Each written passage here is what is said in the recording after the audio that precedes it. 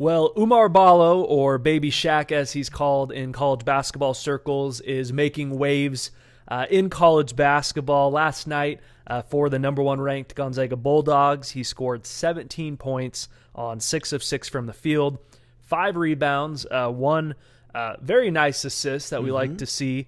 He was 5 of 9 from the free throw line, all of that in just 12 minutes. And I'll tell you what, this is something that Zags fans have been waiting to see. Absolutely. The front court depth on this team has definitely been a little bit of a concern. Sure. And having him come out really the last 2 nights and play like we know he's capable of has showed a very bright spot and a promising future for this big. Yeah, 100%, man. You know, Gonzaga fans have been very familiar with Baby Shaq. We were familiar with what he did in the FIBA U17 and U19 tournaments, and it's kind of been just a waiting game a little bit. Of course, he reclassified to last year, was deemed not eligible, so had to sit out last year, just kind of building that hype behind this big man. And, last night was finally kind of that breakout game.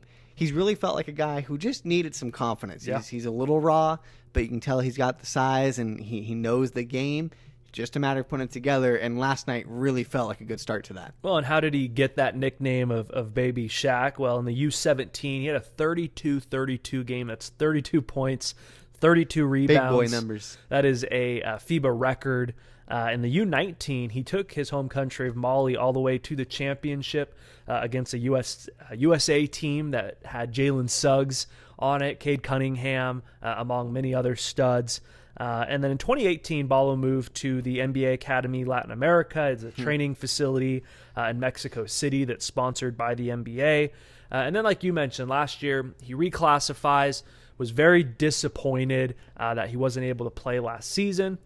He's put on 15 pounds since he's been at GU, and we were talking about it a little bit. When you watched him in the FIBA play, he was a lot smaller dude, a little bit more nimble. I think we might have a case of a kid that's put on some muscle, trying to figure out his new body. You know, we know for him to compete at the Division I level, he's going to have to fill out that 7-foot frame. Yeah. But it is a big confidence thing. He gets compared to Rui a lot.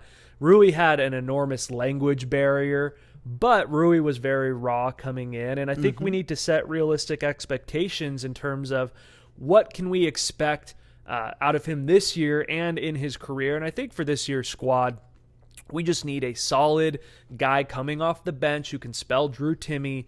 We know Anton Watson can play the 5 if needed, but when the NCAA tournament comes around and Drew Timme gets in foul trouble, Ballo has to be able to play respectable minutes on the offensive and defensive side of the ball. But let's talk about what his ceiling is over 4 or 5 years at Gonzaga. I think about a guy like Przemek Karnowski. Przemek's freshman year, he was very raw. Yes. He only averaged 5 points, 2 rebounds his freshman season. You know, Rui only averaged 2 points on that national championship team. And so, is Przemek his ceiling, or what do you see as how far he can take his game? Yeah, I mean, that's a great comp right away. It's an easy one to make. I've watched a lot of Gonzaga basketball, and for me, I look at what Ballo can be, and I think of a bigger Ronny Turiaf. Yeah. This is somebody who, you're going to look to be aggressive on the boards, a good defender down low, and somebody who can finish strong. I mean, Ronny Turiaf is a guy who, after Gonzaga had a multi-year career in the NBA, was a very serviceable big man, and Ballo looks he can be that same person. Ronny was not stretching it out. He was not shooting, 15, 17-foot jumpers. But what he did out there was he was a good defender, and he was good around the rim. And that's still a valuable position in the NBA, and I think he has a great chance to be that right there. Yeah, if we go 10, 20 years ago, I think Oumar is a top NBA prospect, that traditional, 5 in the NBA that doesn't really exist anymore. Even in the college level, if he wants to get out, he wants to run. Even in his half court, he wants a lot of motion.